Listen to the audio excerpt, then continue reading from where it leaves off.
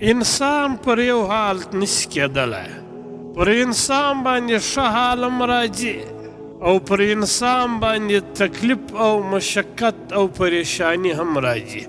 حضرت ابوبکر صدیق رضی الله تعالی عنہ فرمایي چې د اوو شیانو زینت او معیار دا په اوو شیانو کې دی چې د مصیبت، د مشکل، د پریشانی معیار او زیب و زینت دا په صبر کې دی.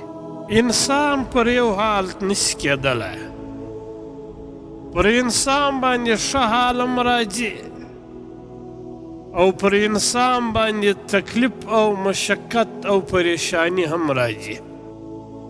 په ښه حالت کې به انسان د الله پاک شکر ادا کوي، شکر هم د جنت ذریعه ده.